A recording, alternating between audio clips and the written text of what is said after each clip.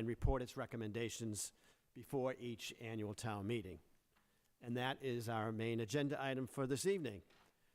So I'd like to begin by opening things up with any questions, comments, discussions anyone on the committee has in regard to the operating capital budgets or any of the other articles we'll be voting on this evening. And as a note, there will also be the opportunity after each article is motioned for discussion as well. But does anyone want to open up with anything this evening?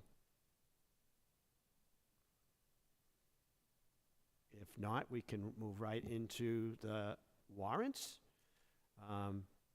and we will do that. So let's move through each article in the warrant, and we can discuss and vote on each one as we move through. So but do you want to lead us through it? Yeah, sure. Okay. So I don't know if you want me to touch on the non-financial ones just for the public's sake, but the first article is just to accept the annual town reports and hear a quick summary of the select board's long-range plan. Article 2 is really the big budget article where over 90% of our expenses are all found on pages. If you look at the summary that was handed out that I printed from this afternoon, on pages 6 and 7 of the warrant, it's all the backup numbers with what was appropriated in FY24, what was appropriated for this year, and what's recommended for next. All those numbers tie in with the budget binders that you've been provided and what we've gone over. And it does include the extra $560,000 in the DPW operating budget. So the grand total on everything there, when you factor in everything that's being voted, is just over $99,500,000. Of all the articles in the warrant, this is the only one that impacts taxes because all the rest of the articles come from other sources. Okay. Do I have a motion to proceed with fiscal 26 budget? Motion. Yep. Motion. Motion by Crystal. Any second? Nancy seconds. Any discussion on the budget? Nancy? So I've been very vocal about the school budget and the wing school. So I contacted Ed and then contacted the superintendent. And we had a good discussion yesterday about it. He's a victim of not knowing what was agreed upon before. And I know he's got one, if not more, administrators that were around for that, but he wasn't told about any of it. We couldn't, I mean, Ed looked too, and we couldn't find anything in writing, and I guess it's a little bit of a lesson learned. If we're going to make an agreement that we're going to give any department X amount of dollars, it needs to be very specific in minutes, in a motion, or, you know, just so that you can go back and find it. And we could not. It was just basically an agreement. He also said that he's been very proactive and very concerned about maintenance, because I said, if you're not going to use it, there's $200,000 odd that went into his budget. And he said, we've committed to $200,000 a year for 3 years for things like carpet, and there will always be something more after that that they couldn't fit into their budget. And I said, I would feel better if you would commit that money would be, that you would always have some sort of a dedication to maintenance. And while it's not in writing, I feel somewhat better, although I wish we had the other agreement in writing, lesson learned. So that's kind of the end of what I've been talking about for the last few meetings. Okay, thank you, Nancy. Bob, you had your hand up as well.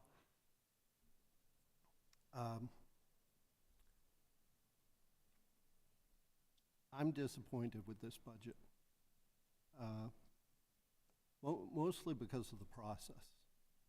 I think this committee's executed a decent process, but I think other boards and committees have not applied the level of rigor and review that they should to these proposed spending programs.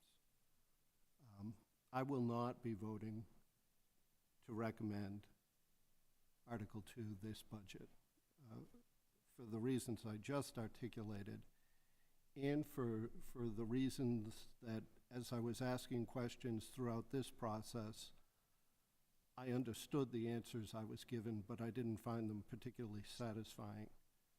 I am troubled by the growth in these budgets and the spend. I am troubled by the capital budget and how monies are being allocated. To echo some of Nancy's comments, I'm troubled by how the schools are spending capital dollars and operational dollars. I think all of this is exceedingly rich and unrealistic in the current economic environment, and it is a significant ask of taxpayers that I am certainly hopeful that my opposing the recommendation of the budget will encourage others, both here and at town meeting, to vote no. Thank you, Bob. Nancy? Bob, can I just ask, what would you have done differently? Well, across the board, Nancy, I think that both the departments that are presenting to the boards and the boards themselves have repeatedly failed to ask for alternatives. What are our choices? What are the alternatives that we might consider? How could we reduce expense and cost? Those discussions simply don't take place, and I'm troubled by that. That's a broad theme. More specifically, I've seen trends continue year after year that I find quite troubling. How we prioritize or fail to prioritize maintenance throughout the town-owned assets and real estate is troubling to me. I've articulated that for years here. I also articulated that I'm troubled by the fact that the school administration is characterizing what I would call basic operational maintenance, like painting rooms, as capital expenses. I just don't think that's so, and I've called them on it a number of times. So I think I'm to a point, Nancy, where along with engaging and asking questions and encouraging different thinking, I'm simply prepared to draw a line and say no. Any further discussion regarding the motion to recommend the fiscal '26 budget? Ed. Go ahead, Matt. Yeah, and so I agree, Bob, with some of your sentiments on classification of maintenance as capital items. But what concerns me about drawing a line in the sand now is I feel this budget does start to address some of the things we've talked about for quite some time in regards to maintenance. And, you know, in regards to adding the $500,000 to the DPW budget, that is a direct reflection, I think, of us trying to focus on maintenance. And it's hard to maintain the number of miles of roads we have, the number of buildings we have, the acres of lands we have without spending money. And so I think it gets a little challenging when it feels like sometimes they're speaking out of both sides of our mouths that we want more and better maintenance, but we don't want to support the economic aspect of that, which obviously it's a financial burden, understood. But I think in order to keep maintenance and repair moving forward, we need to support this. So for that reason, I am supporting this budget. And I shared Bob's sentiments as well regarding maintenance, because likewise, I have made comments about that for several years, having been a member of the committee. As I looked at the budget, though, I was encouraged by the addition of the $60,000 in the maintenance budget, which is just a piece of it. The schools didn't address it, but certainly there's a movement as well, as Matt points out, to the DPW budget. It gets, there's some momentum there, is how I look at it. Go ahead. I don't think there's a need to create significant debate tonight, and I'm sure we simply have different opinions. But I'll say again, I would have much preferred to hear the other boards and committees and the department heads themselves engaging in conversations around choices. When taxpayers are at home thinking of their budgets and thinking of maintenance and thinking of capital improvements and other activities, quite often they sit down and begin to make choices. We were going to do this, but maybe we won't. We'll do this instead. We'll prioritize, and we'll live within our means. And what I've consistently heard here is not we'll live within our means, it's, well, if you give us some more money, we'll do more things. And I understand that logic, and it's certainly a logical approach to budgeting and finance, but where resources are limited and where people's ability to pay is limited, at some point, I think it's fair to suggest that we have to make choices, hard choices, difficult choices, but choices nonetheless. And if we'd even started with understanding in our conversations what the possible choices might be, I would be satisfied. But that hasn't happened. It doesn't routinely happen. And so I think tonight we're going to have different ways of expressing ourselves with our votes. Very good. Any further discussion? All right. Hearing no further discussion, let's move to vote. And reminder, we'll be doing a roll call vote. So, Crystal? I approve. Nancy? Yes. Kevin? Andrew? No. James? Yes. Bob? No. Matt? Yes. And I'm a yes, so 2 noes and 6 yeses. Is that right? Yes. Very good. Bud, take us through the next one, enterprise funds. The next article is Article 3. It's at the top of page 8 in the draft warrant, and it lists the recommended amount for the 4 enterprise funds. And I think as we've gone over, there's nothing substantively different year to year on any of these 4 operating budgets. Okay. Motion to recommend the fiscal 26 enterprise fund operating budgets. I motion. Crystal, motion. Nancy, second. Any discussion? Jim? My only discussion would be on the previous vote. I don't know if we did that in a motion form. Did somebody move and there was a seconded? Yes, it was, yeah, Just want to make sure. Crystal moved, Nancy second on the first, and then we moved to discussion. Okay. Then we moved to a vote. All right, thank you. Any discussion on enterprise fund budgets? Motions have been made, no discussion. Crystal? Yes. Nancy? Yes. Kevin? Yes. Andrew? Yes. Jim? Yes. Bob? Yes. Matt? Yes. And I'm a yes, it's unanimous. Next item is the fiscal 26 revolving fund appropriation limits. So just to remind everyone, we have to vote this every year under state law, and it's all of the formal revolving funds that have been set up through the years.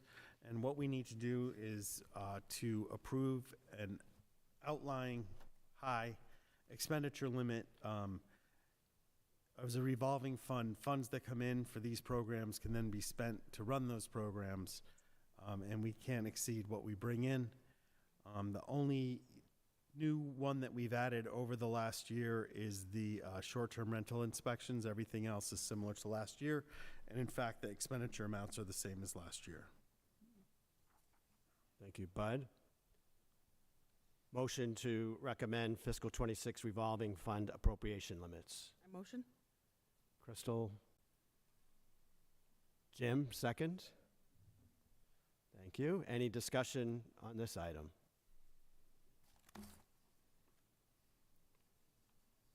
Seeing no discussion, Crystal? Yes. Nancy? Yes. Kevin? Yes. Andrew? Yes. Jim? Yes. Bob? Yes. Matt? Yes. And I'm a yes, unanimous on that item. The next one is the capital budget for 1.5+ million dollars. Bud, want to just review that?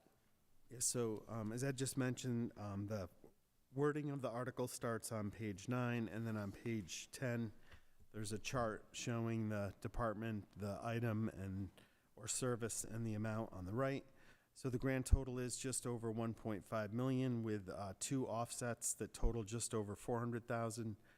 One from the Golf Enterprise Fund, the other from the Arena Enterprise Fund. So the net request is 1.143 million. Other than the transfers, the remaining balance gets paid for from the town's certified free cash. Okay, thank you. Motion to recommend the capital budget. Motion? Crystal? Kevin seconds it. Any discussion on the capital budget? Bob? I'll be voting no on this request as well. And I touched a little earlier on my thoughts around maintenance. But besides that, my recollection of our conversation about the capital budget was that there were items within the capital budget where that money was being put aside for future use. This is a relatively small number in terms of the overall budget. We have pressing capital needs, including all of us have heard repeatedly about roads and other pressing capital needs. And I find it troubling that with such a small allocation being set aside for capital, that within the capital budget, we're specifically setting aside monies not to spend. And so I find this problematic, and I'll be voting no. Thank you, Bob. Nancy? Bud, can you clarify, year over year, is all the money always spent? And if it's not spent, what happens to it? Yeah, so on the capital appropriations, those carry over year to year until they're fully expended. I'm just making it up. Say 40,000 was approved for a vehicle purchase, and it came in at 37.5. If a year later there's 2,500 in the account, the town accountant checks with that department, and then they zero out, and that gets returned at the end.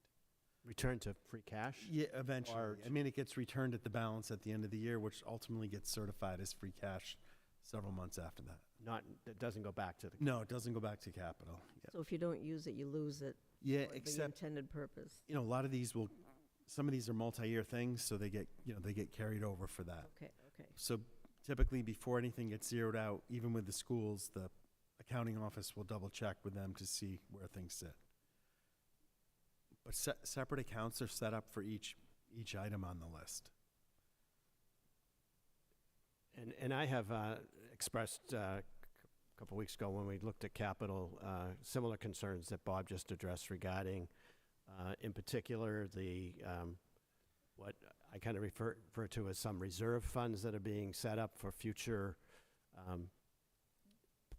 potential needs that don't meet even the numbers that we're looking for under the historical buildings repair, as well as the emergency account funding. And I made the comparison of looking to fund those with a fund, but then seeing in the long-range capital plan, well over, I think, $1 million it needs at Oak Crest, and we're not doing anything about that at this point, but are going to put money aside for future stuff. So that's among one of the reasons that I too will be voting no on the capital budget. Any other discussion on capital? Okay, no further discussion there. Let's move to a vote to recommend. Crystal? Yes. Nancy? Yes. Kevin? Yes. Andrew? Yes. Jim? Yes. Bob? No. Matt? Yes. And I'm a no. It is 6 yeses and 2 noes. Thank you for that. And next item is the Chapter 90 State Aid to Highway Program. Yeah, so Article 6 is a little bit unique. The state wants us to vote this each year, even though they don't have a number to give us on what they're going to provide us. So they just asked for this generic vote without a number specified. But obviously, any money they give us for public roads, we take. So Could I have a motion on Chapter 90 State Aid to the Highways Programs? So moved. Jim moves on that. Kevin seconds. Any discussion? Seeing no discussion, we'll move to vote. Crystal? Yes. Nancy? Yes. Kevin? Yes. Andrew? Yes. Jim? Yes. Bob? Yes. Matt? Yes. And I'm a yes. It's unanimous. Article 7 deals with the school department cellular lease transfer and the appropriation of those funds. yeah, so this is at the bottom of page 10, and the amount that's been raised or received since the last vote at town meeting was $34,618, and that those funds are restricted to be used on maintenance and improvement of exterior athletic fields and facilities at the high school. Very good. Motion to recommend school department cellular lease transfer and appropriation of funds. Nancy? I move. So move. Any second? Kevin second.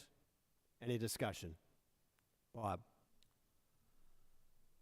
I'll be voting no, and the reason I'll be voting no is I have a recollection that this particular revenue stream was discussed at the same time or in close proximity to asking taxpayers to fund the construction of the new football field and track. And an impression was created, perhaps even something more specific than an impression, that these funds were going to be used to maintain that track and field. This board knows that that's not how the monies have been spent, and this board knows that a request was made for capital monies to specifically address maintenance and repair of the field and the track.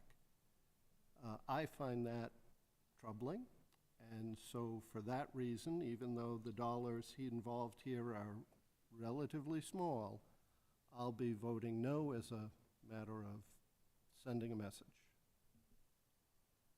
Thank you, Bob. Any other discussion? Nancy?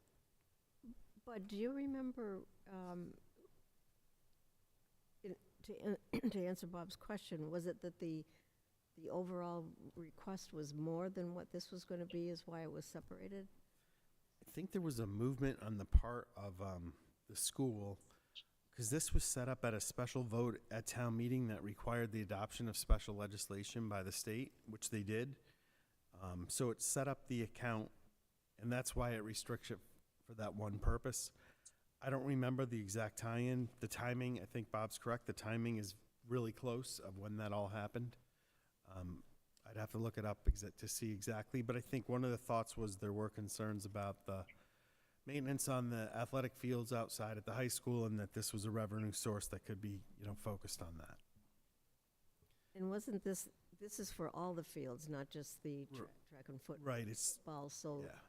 it really doesn't go very far No, it doesn't. each year. Nope, nope. Thank you. Okay. Any other discussion? Okay, seeing none on this one, let's move to a vote regarding the school department cellular lease transfer and appropriation of funds. Crystal? No. Nancy? Yes. Kevin? Yes. Andrew? Yes. Jim? Yes. Bob? No? Matt? Yes. And I'm a yes, 6-2. 6 yes, 2 no's. Thank you. The next item is Article 8, which is the beach renourishment account appropriation for about $80,000. Yeah, so this is another example of a petition article that was submitted at town meeting. It was approved. It called for 20% of all beach parking funds from all beaches, including freshwater, to be set aside, and that those funds could only be used for future ocean, beach, and dune renourishment projects. So we set that aside every year. We've used it for any number of things that related to what's addressed for. It works. Don't quite understand why we take money from freshwater ponds to spend on the ocean, but that's what the vote was, so that's what we do. Okay. Motion to recommend the beach renourishment account appropriation. A motion. Crystal moves. Nancy seconds. Any discussion? Seeing no discussion, we'll move to vote for the beach renourishment account appropriation. Crystal? Yes. Nancy? Yes. Kevin? Yes. Andrew? Yes. Jim? Yes. Bob? Yes. Matt? Yes. And I am a yes. That's unanimous. Article 9 addresses the Sandwich Promotions Fund appropriations. Yes, we're on a roll with old petition articles that led to funding requirements. So this again was a petition article back in, boy, I bet you this one goes back 15 at least years, but then it was recently updated in 2020. And what it does, it requires a certain percentage of our rooms tax fund to be set aside for different purposes. Once and it's money that we received the prior fiscal year, so it's money that we have in our accounts, so these numbers are known, not speculative. So grand total, the amount that's getting appropriated to the 3 required accounts totals just over $150,000. And in round numbers, it's $60,000 to the Visitor Services Board and the Sandwich Chamber of Commerce, and $30,000 to the Canal Region Chamber of Commerce. Okay, thank you, Bud. Motion to recommend Sandwich Promotions Fund appropriations. I so move. Nancy moves. Second by Jim. Any discussion on this? I just have my comment on this is one that again, it's not a big amount of money, but it's one that I've asked about, I think, each year since I've joined the committee, particularly in regards to the Canal Region Chamber, that other towns don't participate in the funding of that, which I find they get to take advantage of it, but they don't participate the way that we so kindly do, even if it's $30,000. And being a frequent enough rider of the Plymouth and Brockton bus, and the office being closed most of the year, kind of just drives me crazy knowing that we're spending some money on that. So that being said, I do have another comment on that slight question, and I know that this is the amount. Is there any way that that can be changed in years coming? Yeah, Let's say we move it to 15, and then, the other 15 gets split up between the visitor center and the chamber. Yeah, we'd have to take a look at, you see how it refers to Chapter 313 of the Acts of 2020? We'd have to look at that, make an amendment at town meeting, and then it gets filed with the legislature. It used to take about a year to get those through, and lately it seems like across the state it's taking a lot longer. So it probably wouldn't take effect until the it would not take effect until the state legislature approved it. So even if we approved a change now, it would probably be 2-3 years by the time you saw it. Yeah, You can do it that Not way. saying now, Yeah. necessarily, Yeah. but, in, a year or so, because as inflation, and we've all seen it, things keep raising. What is this gonna, like, when it gets approved in 4 years, what is it gonna be then? I know when this was first adopted, the Sandwich Chamber, like in their wildest dreams, was hoping it would get to 25,000. So it's pretty amazing how much, cost for lodging has gone up. But also you figure all the short-term rentals that even 5 years ago probably didn't exist, that now they're quite popular. So it's sort of interesting that that's one small segment of, I guess, the economy everywhere that's a lot different than it was. Just a thought. Yeah. Any further discussion on this article? Okay, seeing none, we'll move to a vote for the Sandwich Promotions Fund appropriations. Crystal? Yes. Nancy? Yes. Kevin? Yes. Andrew? Yes. Jim? Yes. Bob? Yes. Matt? Yes. And I'm a no. It's 7-1. 7 yes, 1 no. Moving on to Article 10 is the appropriation of the WIF balance for wastewater purposes. Bud? Yeah, so this is just appropriating money that's already been received and has been set aside so it can be used to further implement our improvements. I think based on that larger update we had 3-4 weeks ago, probably the biggest thing we actively have taking part is our different improvements at the school departments. So that is still progressing, which is good. Very good. All right.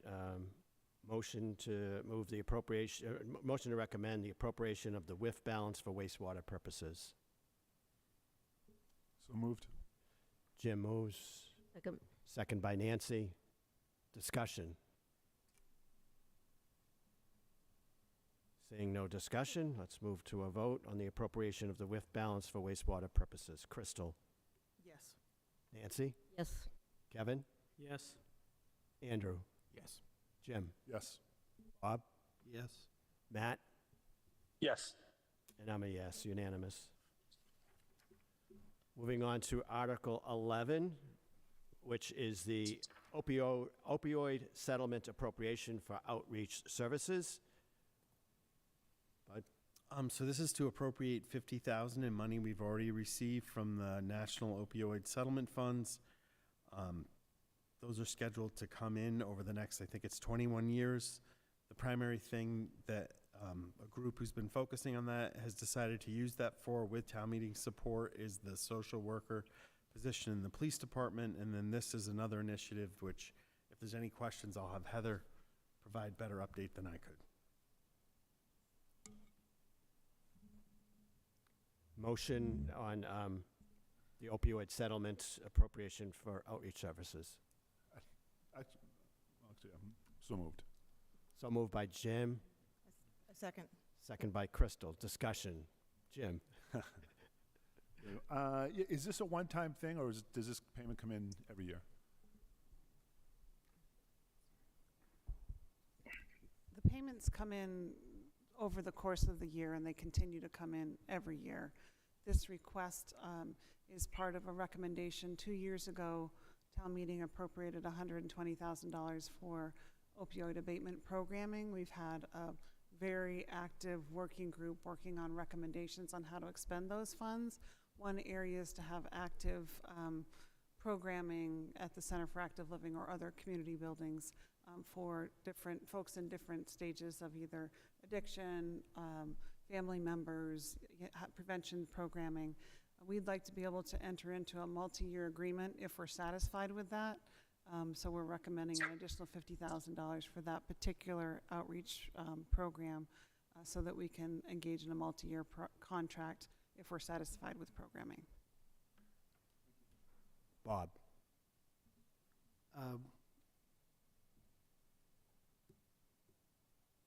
How, I think you mentioned this was federal opioid monies. My understanding is there's also state opioid monies. How much opioid-related money do we currently have, I'm going to call it on hand, please? Yeah, Bill, I don't know if you know that. Yeah. I want to say, Yeah, go ahead. So, Bob, it's not federal or state opioid money. This is part of a national lawsuit that the town was a plaintiff in, and the town, as part of that settlement in that national lawsuit, is receiving funds each and every year. We have roughly, I don't have the number in front of me, but I'd say we have roughly $250,000 on hand currently. We do get those funds probably 3-4 times a year from the National Clearinghouse that's been set up to handle that lawsuit and the payments thereof. So these funds that 50,000 that we're talking about here would be coming from those settlement funds directly. Okay, so for a future agenda item, could we please get a presentation on how much we have, how often it shows up, sources of revenue, and how it's being spent, please? And then, Bud, can I just confirm that to the extent that settlement funds have been used to fund positions, employment positions, that those same funds are not being applied or set aside or used to fund retirement liabilities, is that correct? No, you're right. It's just the base salary that we've used those funds for. The phrase that you see in that warrant article on the top of page 12, when it says "for the purpose of," those phrases over those next 3 lines are what town meeting voted for a couple years ago. So it restricts us on what we can use those for, and I know those settlement agreements are quite strict. I'm not saying you couldn't use it for retirement stuff, but you can't use it for non-opioid or public health outreach purposes. Bob, I've made a note to have that for an agenda item. Any further discussion? Okay, seeing no further discussion, let's move to a vote on the opioid settlement appropriation for outreach services. Crystal? Yes. Nancy? Yes. Kevin? Yes. Andrew? Yes. Jim? Yes. Bob? Yes. Matt? Yes. And I'm a yes, that's unanimous. Move on to Article 12, which is the Community Preservation Committee's Act Fund Expenditure, Administrative Cost, 10% allocations, and a debt payment. This is funding of over $1 million. Go ahead, Bud.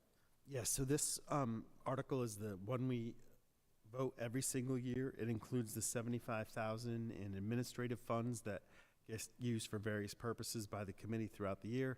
Anything that's left in that gets returned to the fund.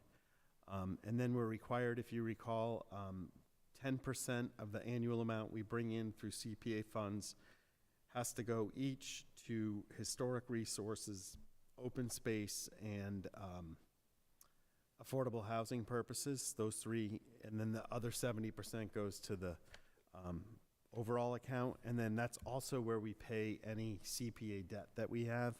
So the grand total of all those 3 or 4 things that I mentioned is just over $1.17 million. Okay. Motion to recommend CPA fund expenditure, administrative costs, 10% allocations, and the debt payment. I move. Crystal moves. Any second? Nancy Second. seconds. Any discussion on this item? But can you give us an example of how what the administrative expenses are? So occasionally, these are some of the things we've used it for in the past. So say there's a prime piece of open space that the committee might be aware of and become interested in.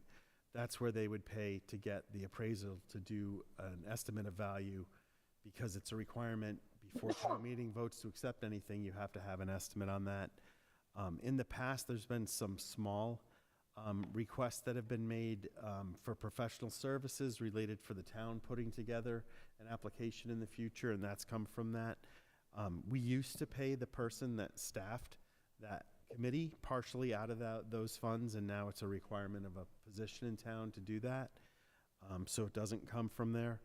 I bet you every year we probably return half of it, and it just goes back into the fund. Thank you. Any further discussion? Okay, seeing none, move to vote to recommend CPA fund expenditures, administrative costs, 10% allocations, and debt payment. Crystal? Yes.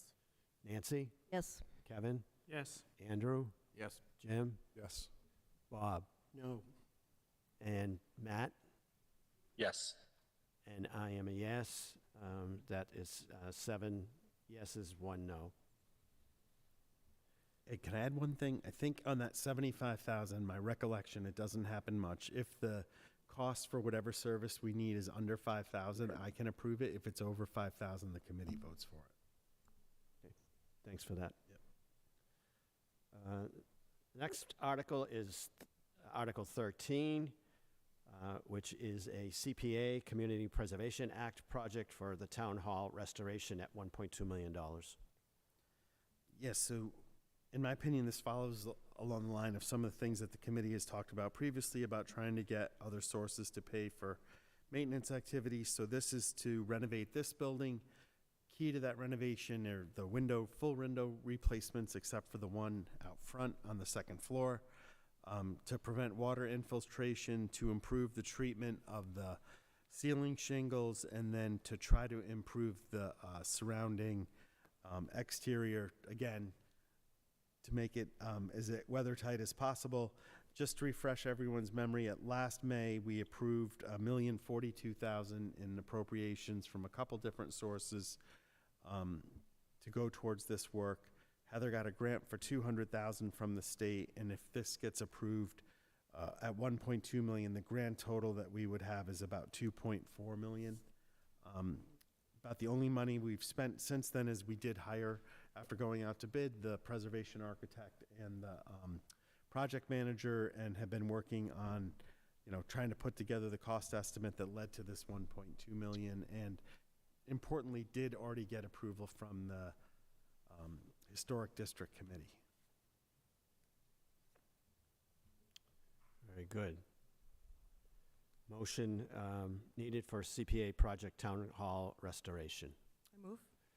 Crystal moves. Nancy seconds.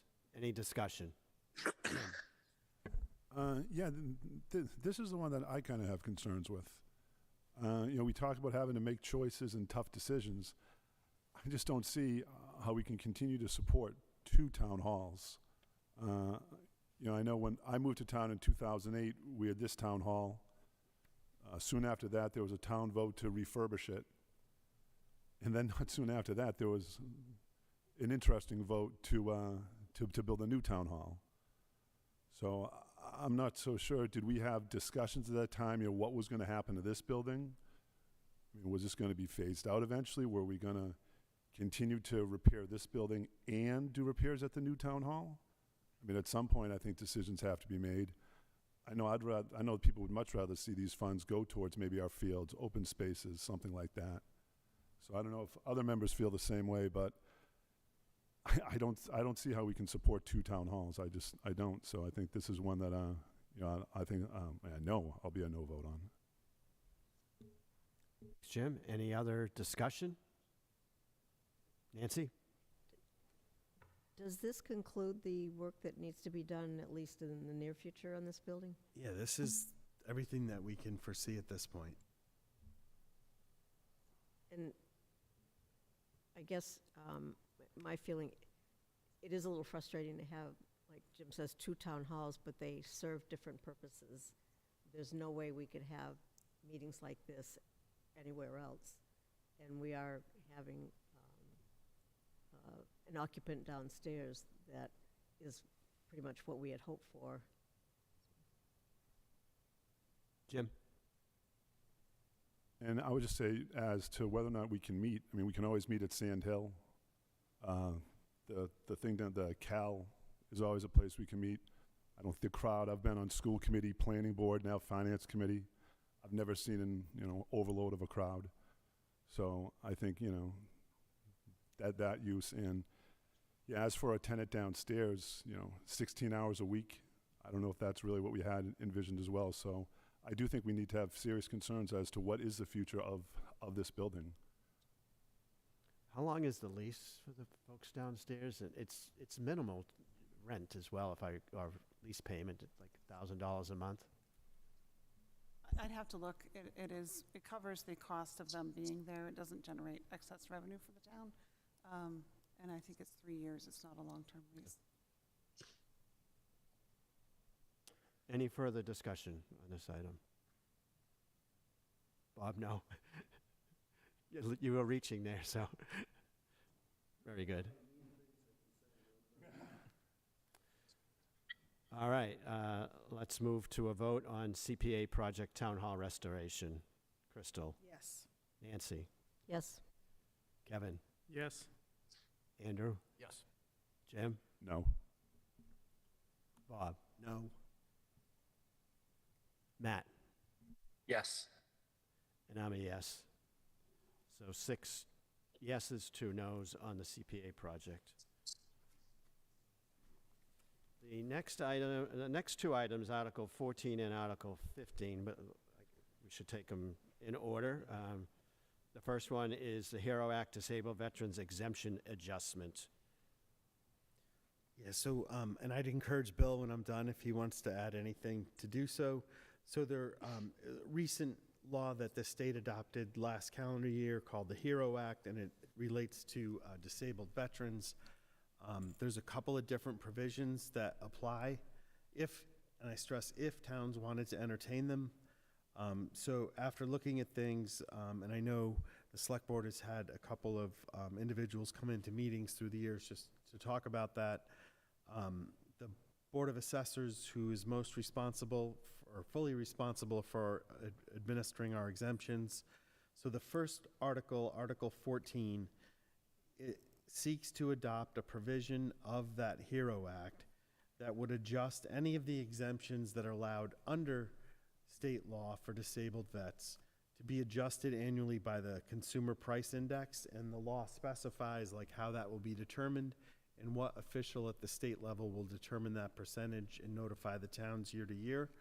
So recently, our Director of Assessing, Ben Steitch, has been meeting with the Board of Assessors to talk things over. The assessors have recommended that we go ahead with that percentage increase each year based on the CPI.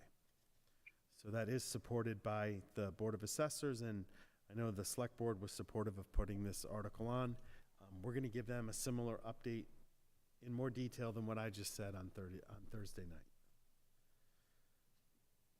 And if I can just add, Ed, I know the question was asked last week about kind of the monetary value of what the passage of this article would mean. And Ben Steitch, our assessor, he did some calculations. I went over it with him, and this article here would be roughly $8,500. But again, as I mentioned last week, these numbers would be fluid, but roughly it would be $85 currently. Bill, you just, my hearing, I'm sure. So $8,500 is the total impact of this? Correct. This roughly, yes. Yep. Thank you. All right. We have a motion on the recommendation for HERO Act Disabled Veterans Exemption Amount, adjustment rather. Nancy moves. I move. Kevin seconds. Any discussion on this item? Seeing no discussion, move to a vote for the HERO Act, recommendation on the HERO Act Disabled Veterans Exemption Adjustment. Crystal, Yes. Nancy, Yes. Kevin, Yes. Andrew, Yes. Jim, Yes. Bob, Yes. Matt. Yes. I'm a yes, that's unanimous on that.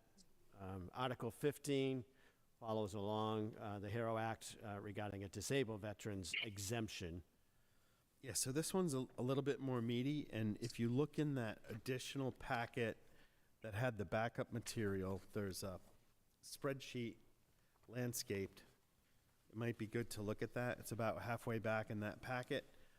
So similar to what Bill was relaying, I'll let you know. So the fiscal year we just concluded, the grand total of all the exemptions that were given for disabled vets totaled about $170,000. So with the CPI adjustment that Bill had mentioned, about 8,500, the total amount after that, if that was approved, would jump to about just under 180,000. So what the act said is that towns, if they decided to adopt it, and they didn't have to, if they did, they could decide any percentage between 25% and 100% that would be given in addition to the existing exemption. So long story short, after studying this, the Board of Assessors, and this is going to be presented to the Select Board Thursday night, has recommended an additional exemption of 25% for any disabled vet who qualifies for this program, which is anticipated to cost us, if the enrollment was the exact same year to year, about $45,000. We felt the other percentages were too high and would be too much. These funds come from the overlay account, which when you look at your one-page budget summary is on the upper right of the expenses, and we appropriate $500,000 a year for abatements, exemptions, all that comes from that overlay account. And so 25% is what is being recommended. My understanding is there's several towns on the Cape that aren't presenting anything. We thought it was worthy. I think, as I had explained to the Select Board last week, the state is excellent about any base amount, that 180,000 that I mentioned. They're really good about reimbursing you 100% for what your costs were the following year. Any town that adopts an additional amount above the base amount, they will not be receiving state reimbursement for that. So in a way, that 25% exposure based on the enrollments today is about $45,000. And I should stress it's very strict on the documentation you provide to prove that you're at least 10% disabled. It's not income-based. It's just based on veterans' disability. There are other exemptions that exist, income-based if needed. Okay, thank you, Bud. Motion to recommend Article 15. Bob makes a motion to recommend Article 15, second by Kevin. Any discussion on this? Okay, seeing no discussion, we'll move to a vote for the a recommendation on the HERO Act Disabled Veterans Exemption. Crystal? Yes. Nancy? Yes. Kevin? Yes. Andrew? Yes. Jim? Yes. Bob? Yes. Matt? Yes. I'm a yes, it's unanimous. Thank you all for votes on Articles 1 through 15, which are the financially related. One more. Is there one more? Only one more, if you Sorry. bear with us, and that's 16, Article sorry. 16. Sorry. So, and Bill, I'll need your help on this one too as well. There was a Supreme Court decision related to tax title process and how that works, which eventually led to the state adopting new laws related to people who are more than 1 year past due in taxes and the procedures towns go through. One of the things that came to light is that there's a provision of the general laws that say any abandoned funds that are in the custody of the town, if we adopt this provision, it stays in the custody of the town. If not, they get turned over to the state. So town council has recommended to all their clients, if you haven't adopted Chapter 200A, Section 9A, that we should. The opinion letter from town council is in the supporting packet that we provided. That's about all I know about it. Bill, did you want to add any prelude? Just kind of as I mentioned last week, that this is directly involves the tax title changes that the state pushed through last July. And so this is kind of a direct response to that. Essentially, the tax title laws were changed almost from a almost completely, I guess, to be, the way we post and the way we collect money. So this has to do with the collection of funds. By adopting this, the town would be able to hold on to those excess unclaimed funds as opposed to turning those over to the state treasurer. And as Bud mentioned, again, this is at the advice of town council. Thanks, Bill. Move to make motions to recommend I move. accept provisions of Mass General Law, Chapter 200A, Section 9A. Crystal moves. Nancy seconds. Any discussion? Seeing none, let's move to a vote on Article 16. Crystal, Yes. Nancy, Yes. Kevin, Yes. Andrew, Yes. Jim, Yes. Bob, Yes. Matt, Yes. and I'm a yes. Article 16, unanimous recommendation. Okay, now we've completed 16, thank you all, of the fiscal-related articles that will be in the town meeting warrant. But if you wanted to cover any of these to give some visibility, Sure. so. So the remaining articles, the next two were two zoning amendments. It's sort of interesting. We've said it a couple times already tonight. Some of the articles in reaction to new laws that have been adopted by the state. So as part of the state housing initiative, they've pushed further, like opening up of the ability for people to do accessory dwelling units. And that's all defined in our zoning. Some people used to call them in-law apartments. In the past, some of them would be restricted to being, if it's not an immediate family member, to being used for income-restricted people. So the state has tried to expand all that, and so this is a reaction to adopt the proper regulations in place to allow homeowners to take advantage of that. So the planning board has worked for quite a while to come up with this language. It's printed in the warrant if you're interested under Article 18. And they held their public hearing, I think, last week and, voted to approve the language that's in the warrant. And then similarly, Article 19, this goes back to some zoning that was adopted in the early to mid 1990s. Non-conforming lots were if you owned a house lot and then you had another lot next to it that you decided not to subdivide or build, it forced the contiguous lots to be combined. So I believe what this does, and then restrict on how much additional you could build on that.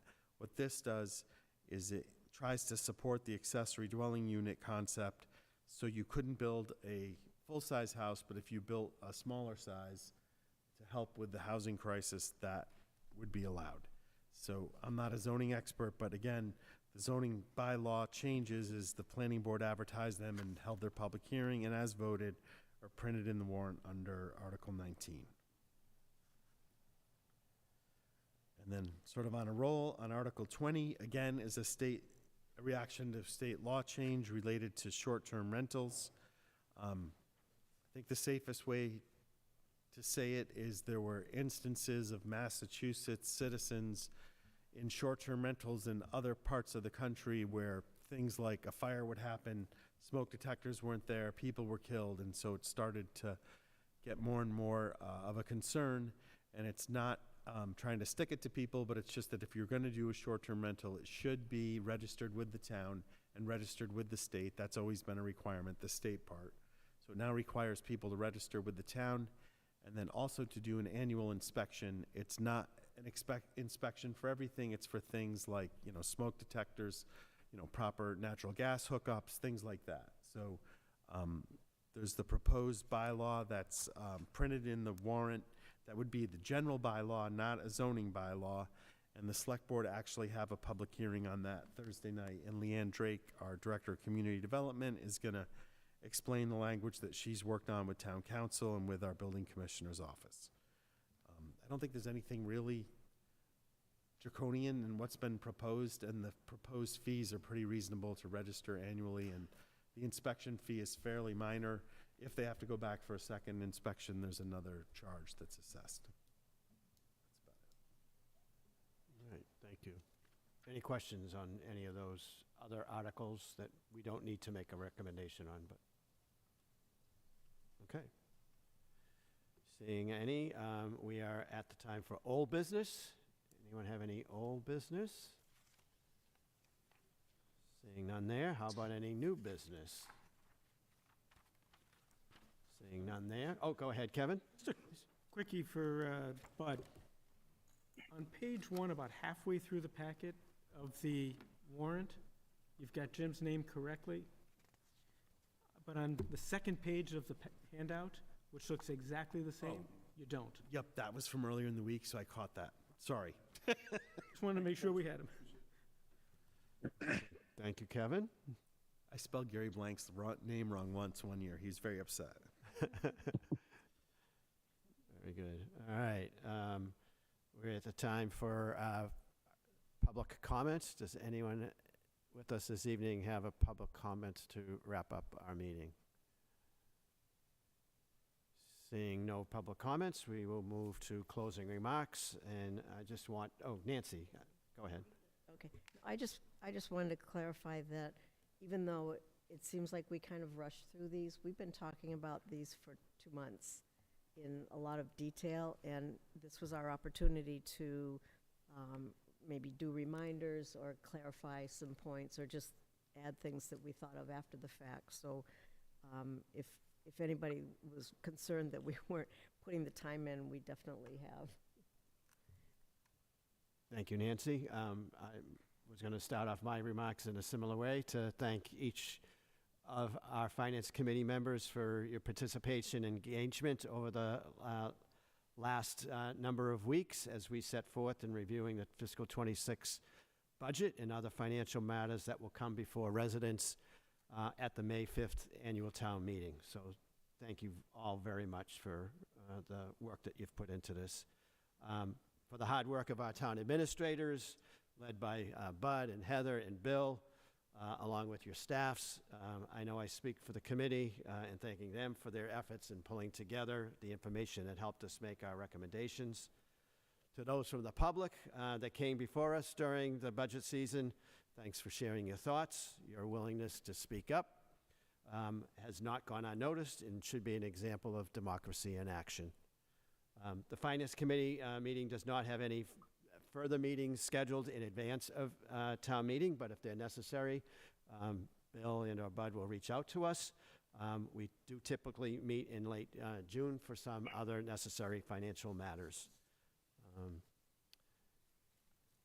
Anybody else have any closing remarks? Nancy? Thank you for your leadership in getting us through all of this. Well, thank you, Nancy. Appreciate that. Second that. Thank you for everything in your first year as chair. Thank you. A lot of work. So, appreciate it. Anything else? Seeing nothing further, do I have a motion to adjourn? Motion to adjourn. Crystal motions, Nancy Yep. seconds, and we'll go down the row. Crystal, Yes. Nancy, Yes. Kevin, Yes. Andrew, Jim, Yes. Bob, Yes. Matt, Yes. and I'm a yes. It's unanimous. Thank you all for joining us this evening. Have a Thank good you, week. everyone. Thank you, everyone. Thanks, everybody. Thank you. Thank you.